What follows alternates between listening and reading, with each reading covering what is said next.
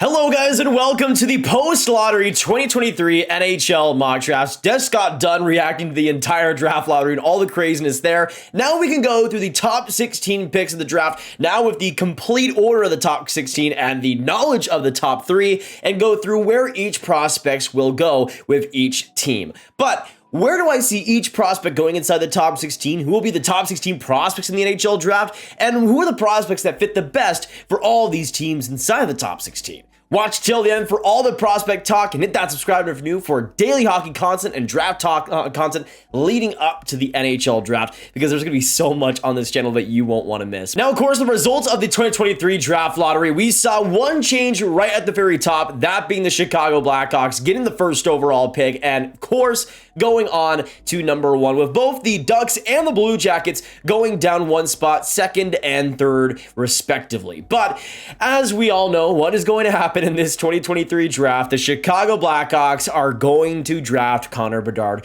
He's going to rejuvenate that franchise, and with the exact same season they got rid of Kane and Taves the first time, they're going to be bringing on a franchise talent, the best prospect since Connor McDavid. Yes, I am mad about it. Yes, I'm a Stars fan that has to deal with Bedard in his same division. So honestly, I feel like I'm taking it pretty well. I twitch emoji. Going on to the second overall pick, and the Anaheim Ducks, they're in an interesting spot here. I could see them actually going for Leo Carlsson. I don't think Adam Fantilli is a for sure bet second overall here, but I still think they'll end up selecting Fantilli with that second overall pick. Now, even though I don't think Fantilli is on the same level as Bedard, Fantilli is going to be amazing for the Ducks. And that center core going in the future of at least Zegras and Fantilli is going to be phenomenal. And you could even have McTavish there if you really want to, but it gives them some room to maybe have McTavish as a winger long term. But for the Ducks, they're building their forward group up strong. Fantilli is going to be another huge part of that. Going on to number 3, though, and the Columbus Blue Jackets. This one is another one that I don't think is all set in stone. Now, Carlsson has done great in the SHL playoffs, has really risen his stock again, but the Blue Jackets have drafted a lot of Russians in the past few drafts and aren't afraid to go out for some big swings. Of course, we saw the Michkov deal just a couple of drafts ago where they select him in the first round, but I do still think they're going to select Leo Carlsson instead of Matvei Michkov. Now, Leo Carlsson with Columbus will be exceptional. They still do lack a little bit of that top end in that prospect pool center-wise. Carlsson would bring some great physical and solid power traits to the center lineup, and I think for Columbus, he'd be a great fit there, and alongside players like Kent Johnson and Cole Sillinger in the future, I think that offense looks a lot better because of staying in that top 3. Now on to number 4, though, and the San Jose Sharks, sticking with the exact same position that we thought they were going to go with.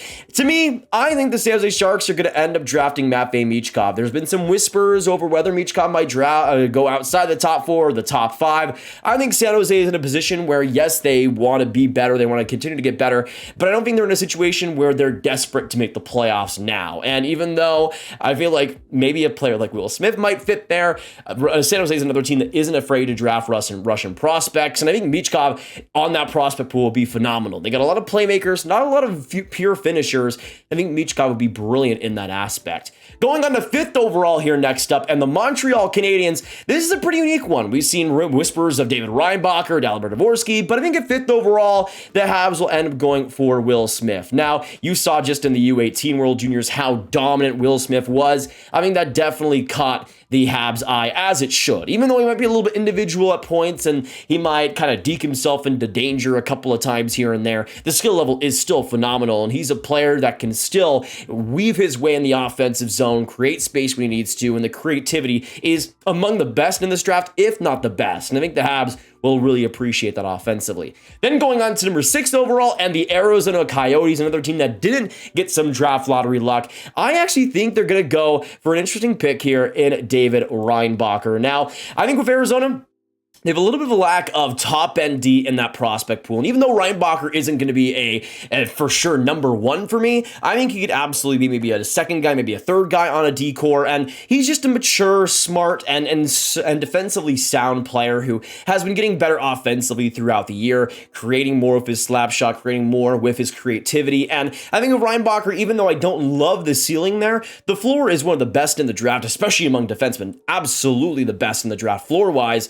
I think Arizona, with how many forwards they've drafted recently, we'll go after Reinbacher in this spot. Next up, going to number 7 to the Philadelphia Flyers. Next up, this is a link that I've had for a while though, and next up I'm going to go with the Flyers selecting Ryan Leonard, another player that had a fantastic U18s. Leonard was exceptional for the US, like a lot of other players on the squad, but I really enjoyed what Leonard brought to the table. He's such a good centerman in every single way. He's so mature and so steady and knows exactly when to pinch and to make plays and to work off his teammates. And even though there's no one elite trait, he just does a lot of great things well consistently. And I think it is a pro game the Flyers will really come to appreciate and really love with their pick at 7th overall. And alongside Kotargochi, I think it's going to be fantastic there. At 8th overall, next up, we have the Washington Capitals. And this one's kind of a back and forth one for me, but I do think this is where Zach Benson ends up going. To me, with the Caps, I don't think they're too afraid to draft maybe smaller players, perhaps, but Benson is a player that uses his size still to his advantage, and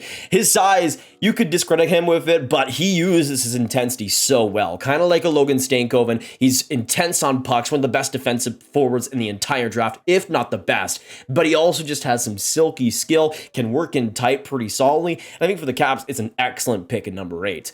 Now going on to number 9, speaking of very solid picks, next up I'm going to go to the Detroit Red Wings, and I think they'll end up selecting Oliver Moore. Another link that I've kind of had for a while, but I think for the Red Wings, they're taking a center, whether it's a player like Moore or if Leonard's available or even a player like Dvorsky maybe, but I think Moore fits the Yzerman plan the most with his high-level skill and skating and just intensity on pucks, even if he might be a little bit smaller. He's the type of player that I think would fit well in Detroit's system, and I think at 9th overall, it's another pretty high talent pick that Detroit ends up making. And now to round out the top 10 with the St. Louis Blues, we're going to continue with centerman getting drafted, and he had a strong U18s for Slovakia, came through in some big ways. I think the St. Louis Blues are going to end up selecting Dalibor Dvorsky. Now, even though I'm not as high on Dvorsky as some other people, especially with how kind of disappointing his season play has been, there's still some strong assets to him. Defensively, he has a pretty good mind, even if the results might not be there every single shift, and he has solid intensity. And even though I have questions about his top-end skating and the way he's able to work around things, his positioning is rather strong. And I think as a low floor or as a high floor guy, maybe as a third line center, that's what you could get with Dvorsky. And maybe you do unlock second center talent there as well. Next up, going to the 11th overall pick in the Vancouver Canucks. And unfortunately, they did not get any Bedard luck this time around. The story would have been amazing, but sad to see it not go their way. Either way, though, at 11th overall, I see them selecting Axel, Sandin, Pellikka, another player who was fantastic in the U18s and was already really good in the U20 World Juniors, eventually by the end for Sweden, becoming their number 1 D. In the U18s, he was dominant in every single way and was carrying Sweden in so many different ways. And I think for Vancouver, as another great puck-moving skill guy, he's going to be really fun on that defense. He might not fix their defensive woes, but he's going to be a real creative second pair guy alongside Hughes, or behind Quinn Hughes, in that system. Next up at number 12 is the Arizona Coyotes, again with the Ottawa Senators pick. This one is interesting. Of course, they went for Reinbacher with the 6th overall pick. I think they end up going for Colby Barlow at number 12. And there's a couple players that might go a little bit lower than some people expect. Barlow, I've had at points going as high as 5th overall, but I think the Coyotes would really love him even if it is with the 2nd pick. And Barlow, of course, fantastic goal marks in the OHL this year, just so good in that intensity and work ethic department. He's a player that can get in all these dirty areas when he needs to and can use his physical play in a lot of different ways. Even though his top end speed isn't great, he's still a player that brings that fantastic scoring and physical edge. The Coyotes will really enjoy that. Next up at number 13 is the Buffalo Sabres. I went with Quentin Musty in the last mock draft, but the more I think about it and with how much stock has risen with this player, I mean Gabriel Perreault is going to go very high in this draft. Maybe not as him, maybe he goes a little bit higher than where I have him, but I see him going to the Buffalo Sabres, and I think Perreault would be exactly what Buffalo needs in this prospect pool. They got a lot of play drivers, a lot of players who have great skill and great speed. With Perreault, he does have some of those qualities, but he's one of the best complementary players, if not the best complementary player in this draft. And what I mean by that is he's going to be kind of like an Arturi Lekin at the next level, where he's not going to be the best play driver on his line, but he's going to be giving a lot of what maybe the rest of the line doesn't have. Intensity, that sharpness on pucks, willing to get in the corners of any single area and get into whatever area he needs to score and create offense. And to me, at 13 with Buffalo, I mean, they already have such a great prospect pool and such a young team already. Perreault is going to be nasty on there, in my opinion. Now going on to 14th overall, and a team that in prospect pool-wise is in a much different position. I think they're going to want to go for play drivers and centermen. We have the Pittsburgh Penguins. I think they'll end up selecting Calum Ritchie. Now, Calum Ritchie, I think, is in the kind of opposite direction as Perreault, where it's a lot of play driving, it's a lot of silky skill, and although it doesn't really pop at you, he does a lot of the right things, especially working off his teammates well. And I do think even though he will have to kind of rein in some of that creativity just a little bit, he's a player that I think as like a second line center wouldn't be too bad for Pittsburgh, even though he won't be pushing as a generational player or anything, or the next Sidney Crosby. At 15th overall, next up, I have the Nashville Predators, and this one is kind of an underrated pick for me. I'm going to go with Caden Price. Now, having Caden Price this high might be kind of crazy, but 15th overall of Nashville, their defensive prospect pool is kind of washed up right now. They don't have a lot of guys in the system, and I think going for a D-man here is what Nashville will end up going for. They could maybe go for an Oliver Bonk, but Caden Price had a solid WHL season, an amazing U18s for Canada, was really showing his skill, and even though he had some rawness, some great talent, and I think for Nashville, they'll kind of buy high and a great talent pick there.